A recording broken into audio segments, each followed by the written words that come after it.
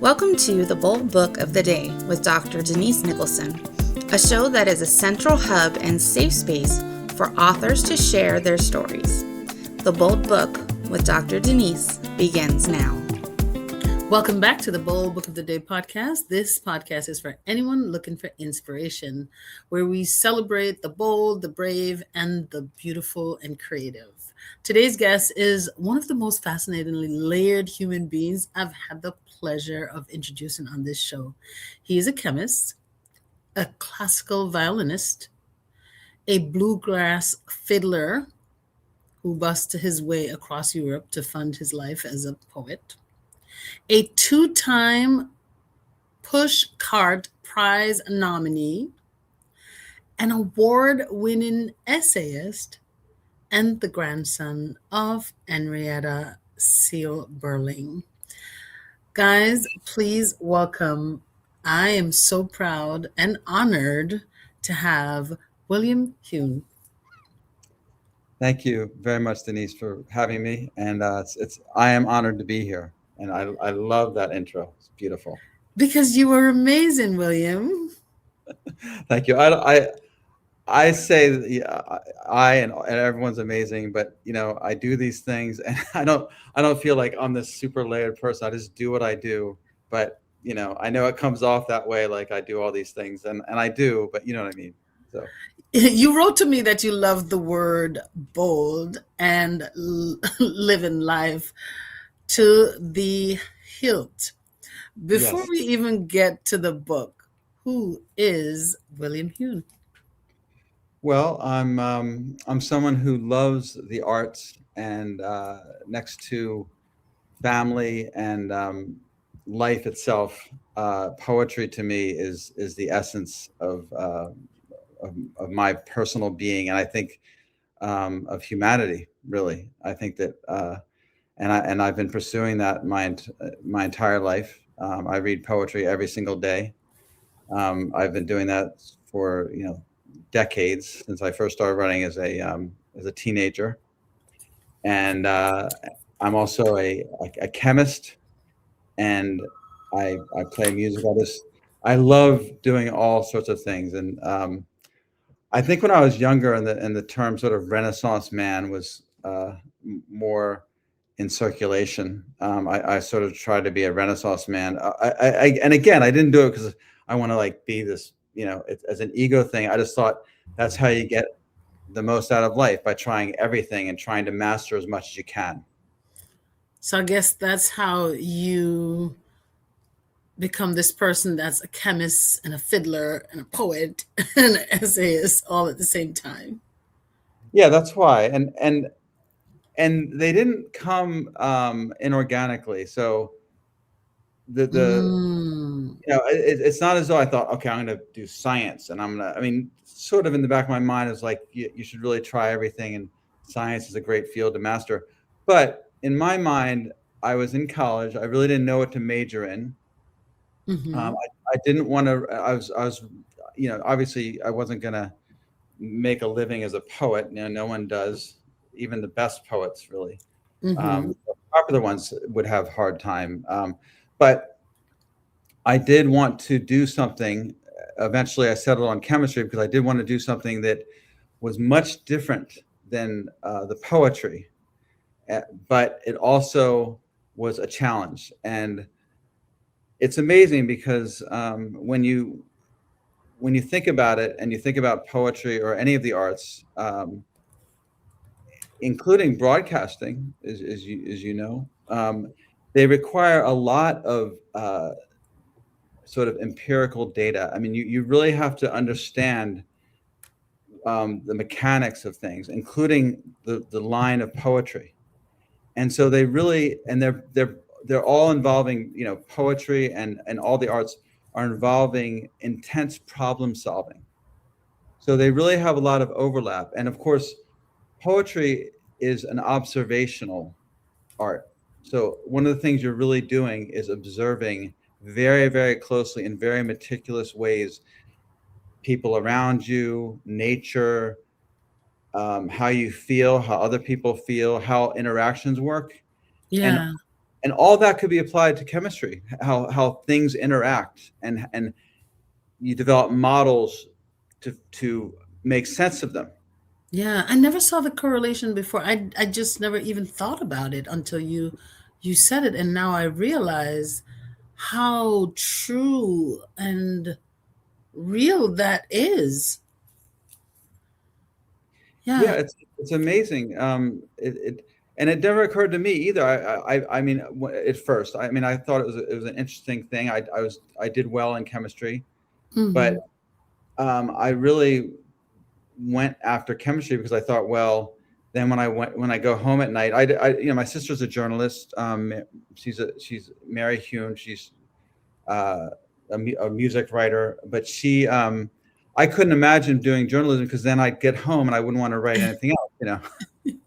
So I wouldn't want to look at a computer or a pad of paper.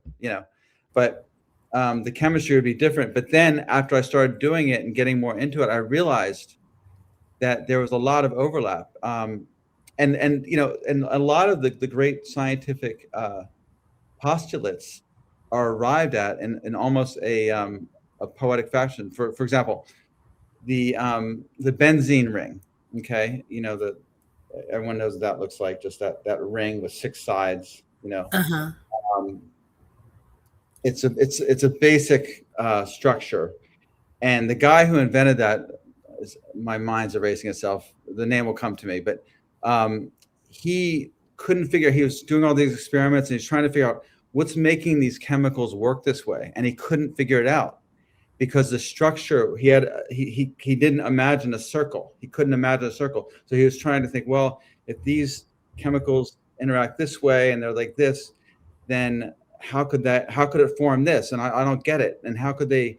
And then he was just pondering this for weeks and weeks or months or years. I don't know how long, but he couldn't figure it out. And finally he was by the fire and he was dozing, and he was dozing in sort of these chemical, these lines of atoms were all sort of swirling around in his mind. And then one of them came around like a snake. He described it as like a snake and bit the tail. It bit its own tail. And he went, oh, that's it. And tell me there's not poetry in that. You know what I mean? Just imagine, I can visualize as you tell this story what he was seeing, and I see the intricacies and the poetry and how it flows and the light and this. I love it. Oh, I thank you for sharing that. Oh my goodness. Yeah. Yeah. And when you think about stuff like that, it's, to me, that's when like a poem is finished. At the moment I know a poem is finished, and it has come to me that way, like, so, not while sleeping, but just suddenly I see how that one line comes together, which makes the whole thing gel, and I can't imagine the poem ever Without changing. it. Yeah, right. Exactly. How many poems are in this book? Well, Bachelor Holiday is my book, and it's got 26 poems of varying lengths. The book's 86 pages, but has 26 poems and some kind of little notes in the back that are written as little artistic things in themselves. So they themselves are meant to be little sort of vignettes. Yeah. Of poetry, but they are explanatory. So they are prose, but they're little vignettes. Samuel Taylor Coleridge put little sort of vignettes along the side of the Rime of the Ancient Mariner. Yeah. So I wanted to do something like that, Tell me about the title of your book, because I find the title Bachelor Holiday quite intriguing. Yeah, I'd be happy to. The title it's an amazing story, actually. When I was living in New York City before I moved out. I now live in Rockland County, New York, and in Piermont. You did. Who lived in Rockland County? Oh, I live there. I live there now. I live in Rockland County. Are you kidding? Oh, we should have been live, huh? Oh, so finish telling me the story, and I'll tell you something else. Please, please. Um, but anyway, so I was living in New York City, and I was writing poetry and writing my essays and struggling to get things in little magazines. And it's very, very hard. I mean, you'd get 100. It's hard and it's always hard, especially in the beginning. And I'd get little magazines publishing my poetry, and my sister was there, and she was sort of an up and coming journalist. And one of the people she worked with was Alan Ball, who was in the advertising in the magazine world with her. They both worked. I think it was a magazine called Media Week, which was just started. And Alan, he's also struggling, up and coming artist, writer, and he's more into theater and writing plays. Now he ended up writing American Beauty and 6 Feet Under. You know the movie American Beauty? Yeah.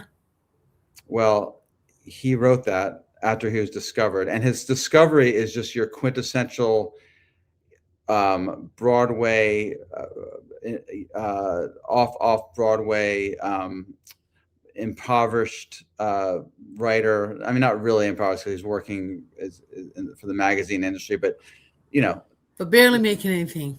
Yeah, and then not known, at all, except off Broadway plays. And he wrote this one play, and my sister was there at the play, and he hadn't given it a final working title. And my sister said, you should call this Bachelor Holiday. So my sister thought of that title, and then. So then later, then he wrote another play, and he was discovered, and they flew him out to Hollywood, and he was making $20,000 a week.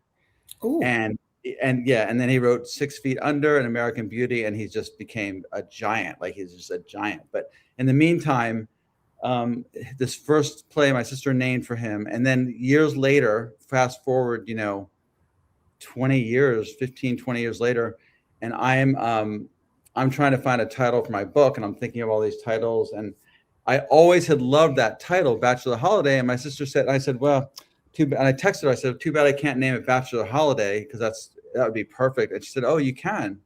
First of all, I thought of it, but secondly, you can't trademark or copyright titles. You're allowed to, anyone can call. There's someone out there who wants to call my book or their book Bachelor Holiday, you're free to do so. So isn't that a great title? So it came from Alan Ball. And I love that story because it stems from your sister. Well, she named it, first of all, but then it brought some kind of emotional connection to this book. Yes. Oh, I love that. Yes, the last line in the book is with gratitude to Mary Maddox Huhn, who named this book. Oh, that's nice. Incredible. She had no idea that, I mean, she's brilliant, but she had no idea that the book was going to, eventually that name was going to come back into her legacy. Yeah. Yeah. And that Alan, she is brilliant, and that Alan would grab it. If you see the play, it's about these 3 guys who just spend the day at home, and they're 3 roommates, and it's kind of like Alan and his roommates at the time, and they're sort of fighting, and things like that, and doing laundry, and it's just that one day, and Mary said, you should call that Bachelor Holiday because you're all home and everything, and he was just like, yeah, it's just the phrase itself is so cool, Yeah. And I love that, bachelors, they like to do like their bachelor party away or something exciting. And then your book travels through civilization, all the different time, Babylon, France, all of the different, intriguing places, even in Native America. So tell us, a little bit about the thought process of taking the reader through these different times. and through different civilizations. Yes. Well, so there's a couple things going on here. Some of them are based on my travels when I was traveling through Europe, and I was, as I said in my, as you said in my intro, I was playing my fiddle in order to finance my poetry. So I started off in Belgium, and I went all the way down through France, Paris, started at the top of the boot in Italy, went all the way down into Sicily, and then to Greece. And so some of the poems come from those travels. So, for example, there's the cover photo. I don't know if you can see it very well, but that's the Bay of Naples. And if you look at Ah, the background, that is Mount Vesuvius. Now you see mhm. it's smoke, and that this is a Renoir, and that came from that smoke is from Mount Vesuvius. In 79 A.D., Mount Vesuvius erupted, and while I was there, I was inspired to write the poem because I saw these sort of twisting people. We've all seen the photos of in Pompeii. That's the most famous one, but Herculaneum as well, Yeah. where the people are sort of frozen in stone. And I just thought it was very strange, the inspiration for that, because I almost felt as though they were like a strange feeling. I'm not saying that I think somehow people were transported to me, but I felt this as though I was being urged to write a poem about it. I can read. Would you like me to read this I one would poem? love to. I was just about to ask. Yes, please read us an excerpt from Yeah, your let me poetry find this here. book.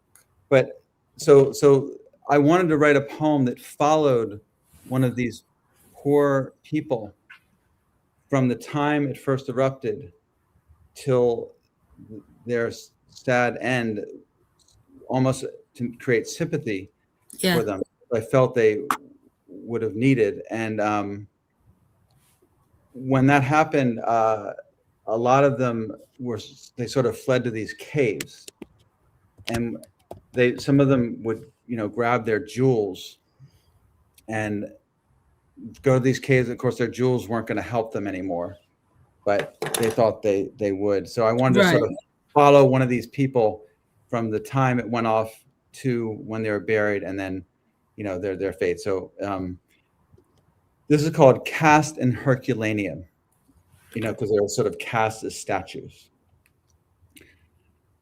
Mountaintop blossoms, blacks out heavens. A sun the gods captured breaks through crust, pounding free, luminous. Springs burst skyward, barely time to scoop up a handful of jewels. Dusk fills the quaking shallow cave you've fled to. You can't see yet. Your gems and gold will dash. It's a lesson poorly learned before a hot snap of rock melt and smoke fall hail taps fears untested till now in the light of heart. Outside, the vision of pretty spider leg flows in the night, fills eyes hollow. Skin your knees praying. The authors of Birdsong may believe your promise to live for others, but there's no time or anyone to give to. The heaviest cloud drifts, snow, dust, and ash off shores and on distant plains of Africa, whose heatscapes would have felt arctic to you in your cave.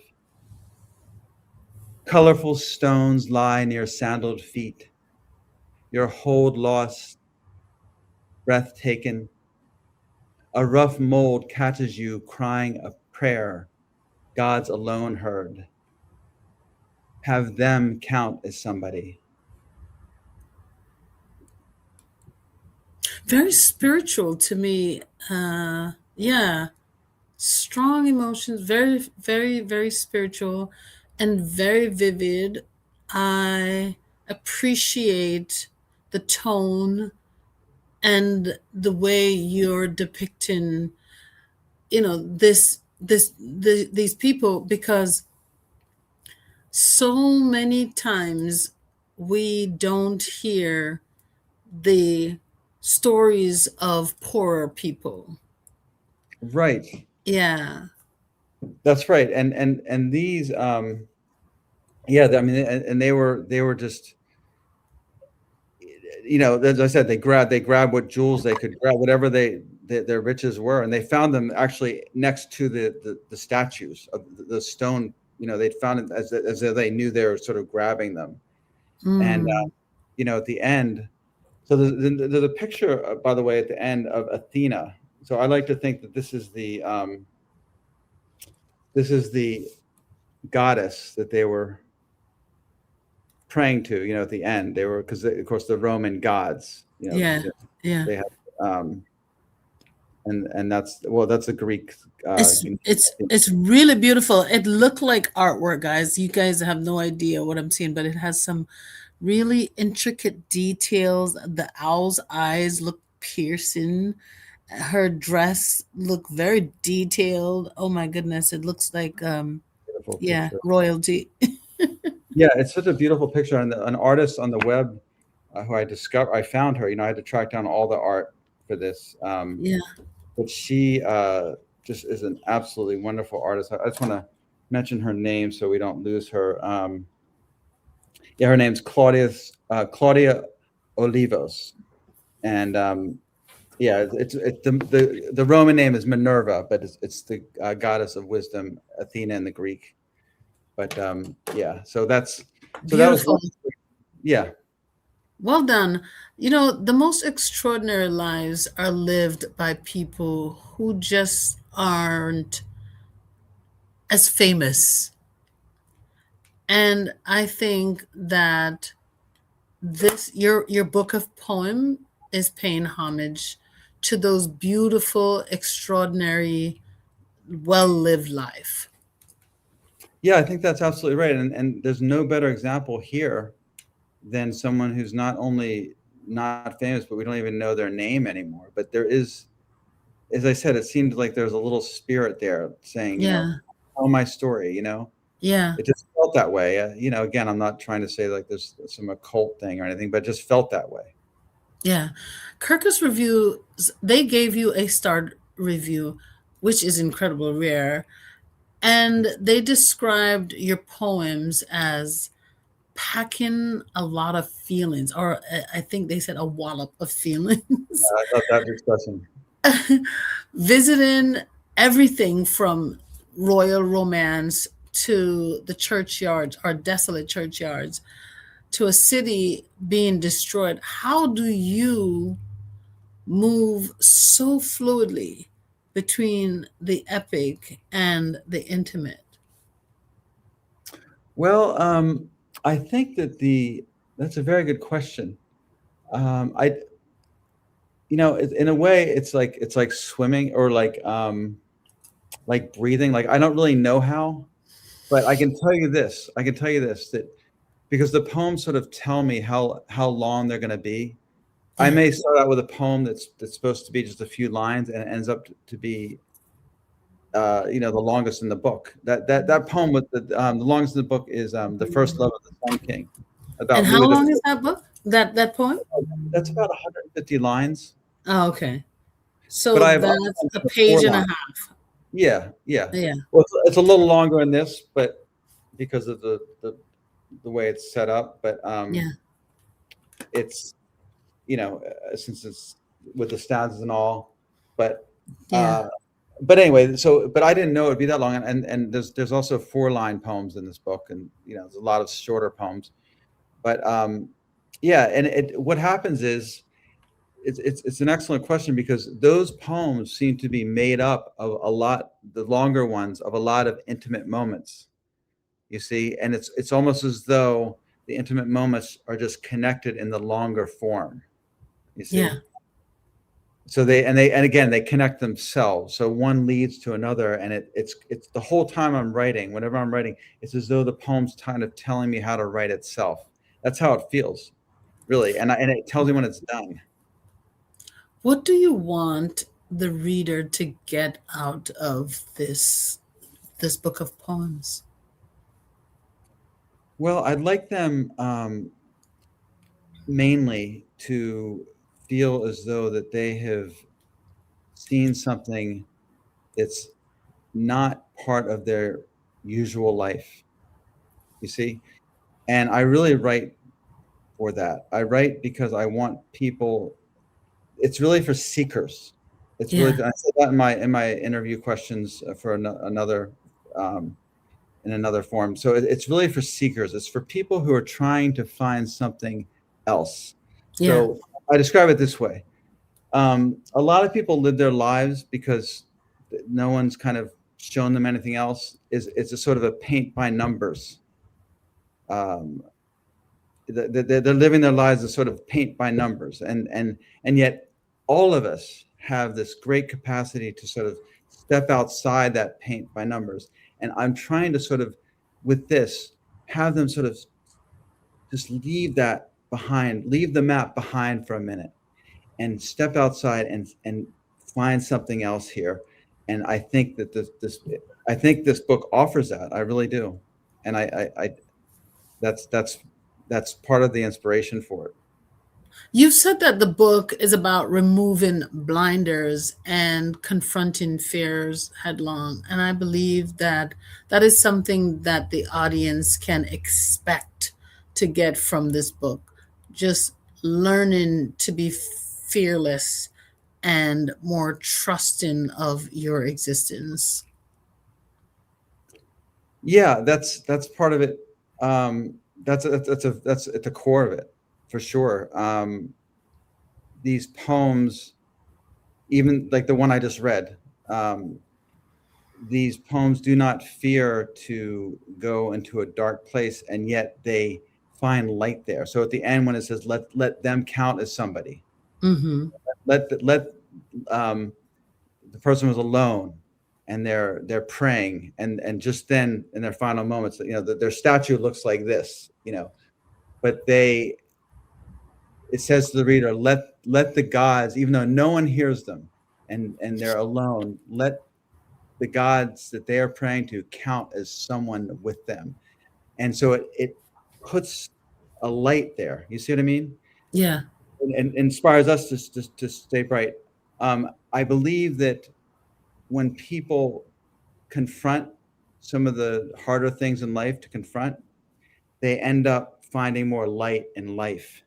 And I think that's a very important part of this book. Was there a time in your life where you felt like you had to um, be fearless? Yeah, I'm pretty much every day, but but you're absolutely right. No, yeah, I'd say that, when speaking of that trip, I mean, of course, I've been through a lot of stuff. We all have. One of my essays is about, I'm now happily married and everything like that. But I was once engaged to a very nice and very intelligent young woman who, she ended up getting, she was in her 20s, and sometimes it hits around then, but she ended up gradually developing. Her father died while we were engaged, and as he was getting sicker, she began to sort of show signs of instability. And before, I Mm, mean, she was a Columbia graduate of Columbia Journalism School. I mean, just super gifted person. Just, mhm. you couldn't imagine someone who's got their life together more. And then suddenly these cracks began to show as her father was getting sick, and then her father died, and she went just, Total left.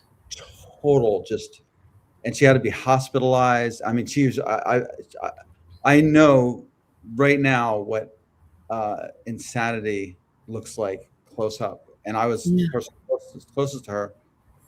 So that was, I mean, talking about fearless, but I helped her through it, and we ended up, not making it Yeah. ourselves.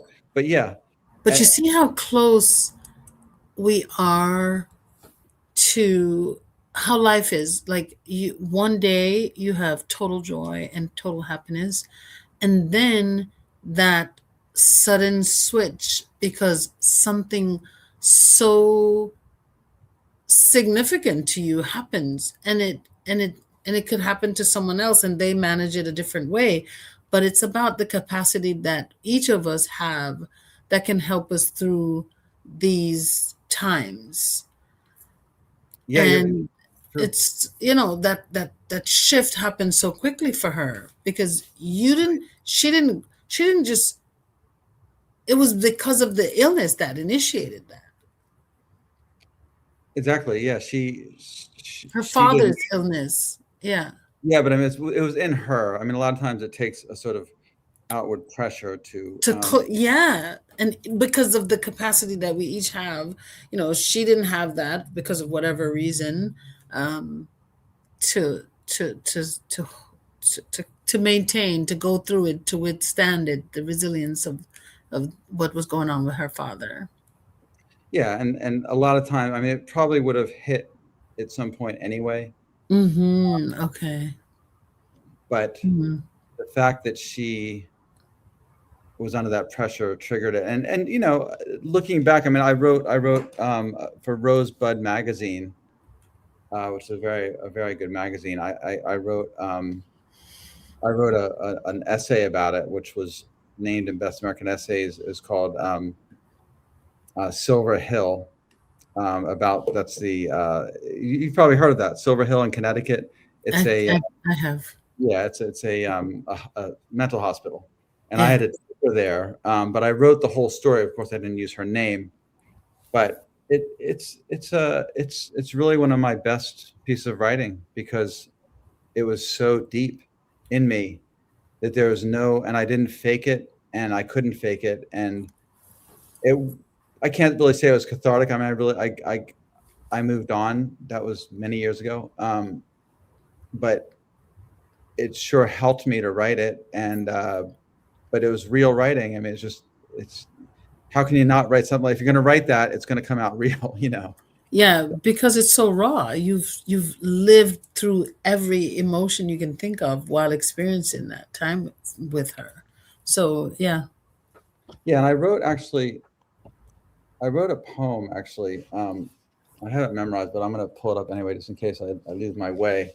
But it's about Hmm. this very subject. And this poem, it's kind of my signature poem, Yeah. uh, because it was on Verse Daily. It was a big breakthrough poem. First, it was rejected by 100 magazines, literally 100 magazines, and then it won. It came in second in a contest, and then it was published, and then by the South Carolina um, what is it? Carolina Quarterly, and then Hmm. it was picked up by the website Verse Daily, which is one of the. It's like the New Yorker of uh, poetry websites. They have thousands of people. So I'm very proud of this poem. It's called Expedition, and my daughter, Hmm. by the way, 3, loves this poem. So she's an expedition. How old is she? 3 years And old. she loves, okay, and she No, loves, she okay. wants to, she always I always read her my poem. They I always know, the little Yeah, ones. she knows, and she wants to hear 'em. She doesn't fluent, but she wants to hear. There's one I'll read later. Maybe it's the Uh, way you read it. yeah, exactly. The rhythm, she gets it, and Uh-huh. she's Yeah. probably a little artist in her own right. Yep. Waiting Yep. waiting to bud. But this is called Expedition.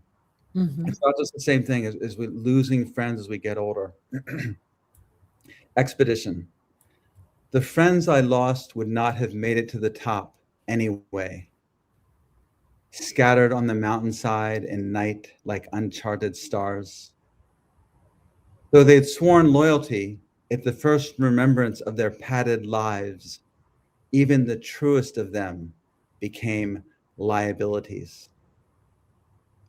Well below where the air grows thin and the insanity thick as the loss of breath, their spirits broken, a voice silent as the vulture's seemed to soothe them to death.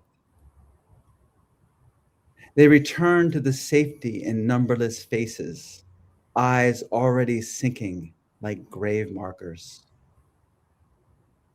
I saw the Lamb of God in the shadow of the scavenger's wing. They fled. And I led my expedition of one far above those who wouldn't risk perishing in the blinding snows at the summit, where I kissed the place of rebirth. The end? Yes, the end. Oh, wow. Now that you see how, yeah, the brightness at the end, you know. Yeah. Soul touching. Thank you. Yeah. Thank you so You much. are incredible. Where can the audience find your book? It's available on Amazon. You can also go to my website, which is William Huhn. That's William HUHN.com, and you can order it there. And by the way, there's also that poem is there if you want to read that. And there's some of my essays are there and stuff like that. You can read all of them. There's obviously no paywall or something like that. It's all there. But yeah, it's Bachelor Holiday, and it's on Amazon and on my website, williamhuhn.com. How does music shape the way you write poetry? Because I can hear a kind of a rhythm, musical rhythm in the structure when you read. Yeah, that's a great question, and that's your perception is right on. Yeah, every single syllable and every single line has a rhythm, and it goes together as though it's like musical phrases of jazz Mhm. or classical, or even the more regular ones. There's a few formal poems in here, um, formal structures, like one's called Grave Villanelle. The envoi at the end is just, how lovers soon forget the day when heaven shone upon the face that built the little cottage dear and wrapped with gold the dying year. You know, that's the whole poem. Yeah. And yeah, so there's a lot of, that's more of like a folk tune, Yeah. where Yeah. some of the others are more like jazz, but they all have rhythm. And yeah, because of being a violin player and fiddle player, I can't keep the music out. Yeah. You can hear it. You can almost hear, you know, the rhythm of the words. Yeah. Words are very special to me. That's why I have a book company. But the way you not just write this poem, but it sounds like, you're like the beat of a drum, or the violin, very rhythmic. I love that. You've done a wonderful job creating this book, and I applaud you for sharing your work, because sometimes I think poems people poets, they tend to hold on to their poems because it is more than just words to them. They're it's encapsulated in so many different feelings and emotions and experiences. Like, for example, you shared about the person that you were engaged to many, many years ago.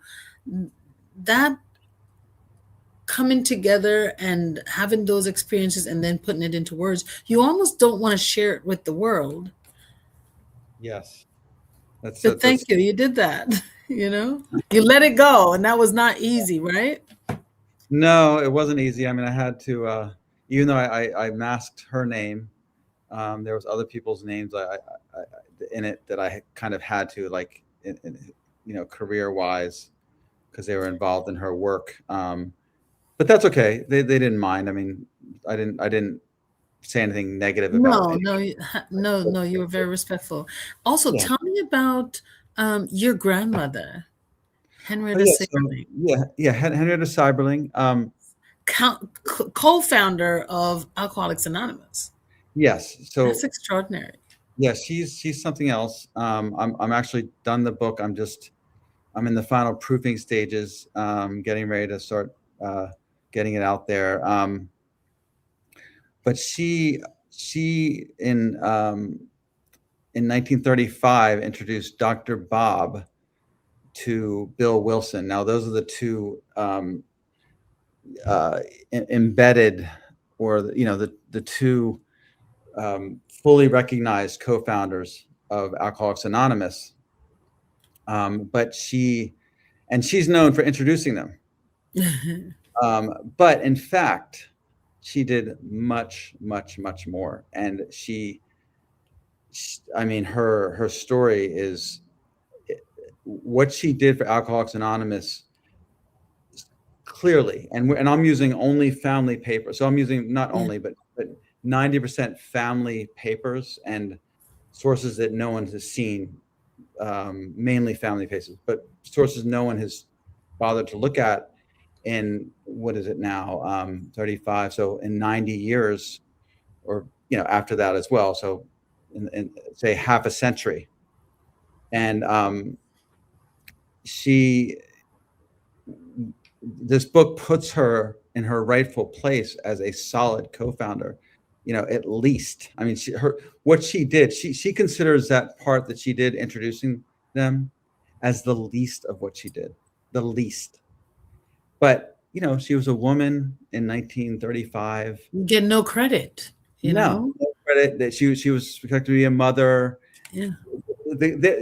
Dr. Bob and Bill were respectful of her, and they called her all the. They wrote each other. They were very good friends their whole lives, and they didn't mean to. But meanwhile, she couldn't really get out there and be the person that she didn't even necessarily want to be. She just wanted to make sure it was a spiritual organization. All she was interested in, and that's the beauty of it. She was like a saint in a way. Yeah. All she was interested in was making sure that organization was healthy, fully spiritual, and that would help the maximum number of people. That's what her goal was. She didn't care at all about credit, but when you look at it, she really deserves a lot more. And I'm trying to sort of put her in a proper place in terms of recognition. As you should. She did she made significant contribution to our world globally, because I know Alcohol Anonymous is now something that is used across the world in many, many, many different countries. So, she should get the credit. But, if as her grandson, I am glad that you're stepping up, but it should have been done a long time ago. It should have, right. And, it's good in a way, because not tooting my own horn, but I'm actually the best person to do it since I knew her. And also since I have, my mother and my aunt and her children, I know them, and I knew the right questions to ask and stuff like that. Yeah. So in a way, it's good that it's waited till now. But yeah, it should have, at the same time, it really should have been done a long ago. I'm actually surprised it wasn't. I'm surprised it wasn't. She didn't care, and that's why I would love to encourage the listener, because sometimes you're discouraged. You have an idea to do something, but you're discouraged because of how people are treating you or disregarding your work. So I am asking each person that's listening to think about that thing that you have, that idea, that big idea that you have. Maybe it's a small idea, but you have an idea to do something. You have this calling, this, do something, because sometimes our greatest work hasn't even been written yet. It's something that we're toiling with. So what if the story you were born to tell is still waiting inside of you, waiting for your bold moment to tell it, or your bold move to go ahead and do it? And then someone, you'll change history. Someone's life will be different because you made that move to listen to that bold intuition. Yeah, it's so important to listen to that deep inner voice. Yeah. And to act on it. And for me, if you talk about what bold move that I would like to make. Oh, definitely. Let me ask you first. Wait. Before you get to the bold Okay, move, no, go ahead. what's the bold promise you can share with the audience? Okay, the bold promise. I'm going to talk about it in terms of my book, Bachelor Holiday. Okay. Yes. Um, as you pointed out earlier, a lot of people don't read poetry a lot, and it's kind of not something that's on their radar. Hmm. But and this really applies to any poetry. Right now, we're talking about my book, of course. But if you read this book, I promise you that if you really read it, and again, it's not a slog. It's not like you have to sit there and like, oh God, these poems, the way they taught me in high school. It's not like that. If you sit on an afternoon next to a lake or next to a tree or in a park or in your kitchen, and you really read this in a nice quiet moment, and it's short and it's not hard to read, I guarantee you, I promise you that you will look at your life a little bit deeper. You will look at your life and your life will become enriched if you really do that. Spend a little time, and then you will become a little bit deeper, a little bit more in touch with your own self, which means Yeah. a little more loving. Your children, your families, the people around you will there'll be a little more depth and love in your heart. It, Yeah. it it really does that. It's like a magic. It's the closest thing. Poetry is the closest thing we have, in my view, to a sort of a magic on earth. Oh, wow. I never thought of it that way, but um, it's creative. So yeah, And music, poetry and music. The and arts. music. Yeah, Uh-huh. arts in general, in a way, I'd say that. I like that. What's a bold statement that you can share that may cause a paradigm shift? So this is going to go back to my grandmother, because I believe that Henrietta Seiberling's work, when fully understood, is going to cause a paradigm shift in many different directions. So, on a scholarly level, the just the libraries are going to have to. It's going to be part of the research of social history for the 20th century, in terms of their understanding of how this movement came about, and why and what led to it. So that's going to cause, in my view, a paradigm shift. Yeah. Uh, but also, it's going to uh, her work. I'll just keep it to her work. When it's understood, will cause Alcoholics Anonymous and all the recovery programs to. It's going to infuse them with a spiritual element that is there already, but it's going to give some life to it. Yeah. That's my that's Put my a little speed in there. yes, exactly, and that's my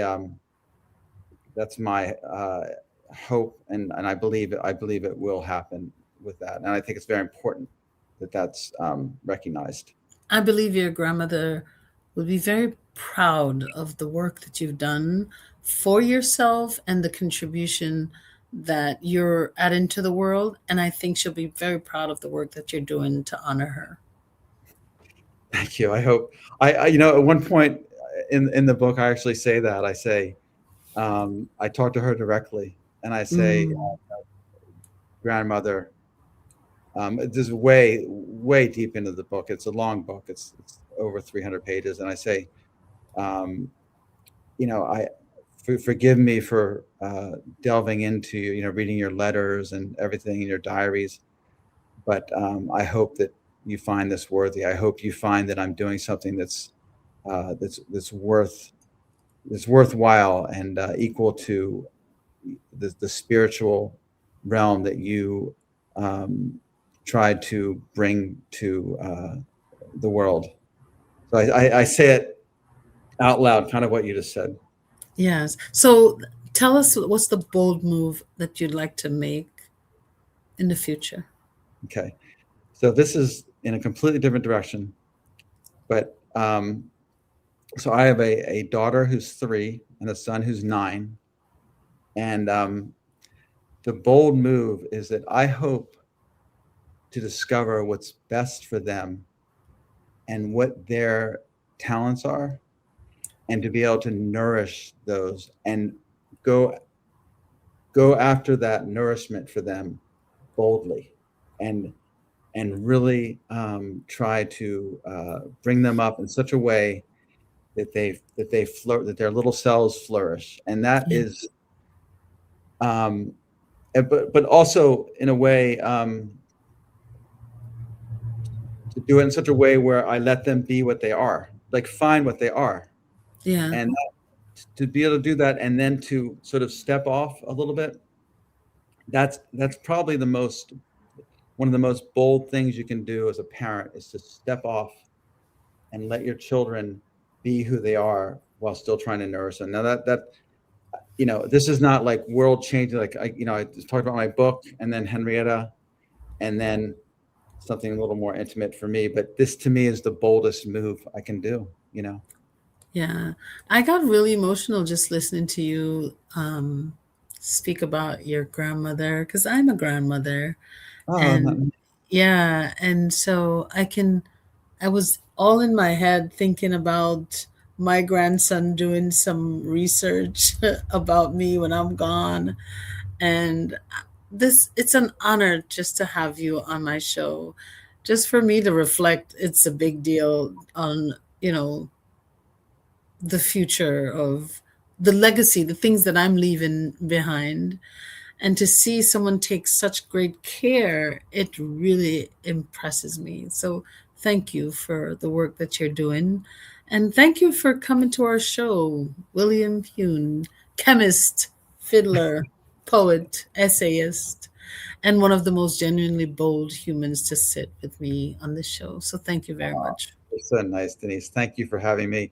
I All those things you just said, I feel the same about you in terms of your boldness, your wonderful way of seeing the world, your wonderful outlook. It's, to me, talk about moving. It's very moving to me, and I feel like I've made a new friend with you. And thank you. Thank you. And we're neighbors. So we have to somehow, coffee or something. We have to. Absolutely. First of all, I'm inviting you to save the date to our authors conference. It's an annual authors conference right here at Rockland Community College. Oh, okay. Yeah, this year 500 people will be coming in from all over the world to be there, so you can bring your book and share. You'll get the opportunity to share over the entire weekend. So please join us. Save the date, and if you are available, please come through. You're right up the street. So what's the date again? September 17th to the 19th to the 20th. 17th to the 20th. Yeah, 17th, 20th. And what's, anyway, you can hit me offline. Yeah. I'm going to send you the information. And for those of you who are listening, if you have a book inside of you and you just don't know what to do, you're stuck or you're overwhelmed, you can join my writing community. We meet every Wednesday and every Sunday. If you send me an email at authordnicholson@gmail.com, I can send you the information. But if you follow me on Instagram at author Denise Nicholson, it's easy for us to send you the information to join. So please show up and show up for yourself. Okay? See you at the next Bold Book of the Day. And thank you again, Mr. William Huhn. You and your sister did a wonderful job. You did a great job with writing this book, but she did a great job with this title. I love it. I'm in love with the title. I love it. It's a great thing. And thank you, Denise. So wonderful. You're welcome. Have a wonderful evening. Thank you. Thank you for joining us for the Bold Book of the Day with Dr. Denise Nicholson, a central hub and a safe space for authors to share their stories. Follow Dr. Denise on Facebook and Instagram at Denise Nicholson, or go to denisenicholson.com. Remember, no one can share your story better than you.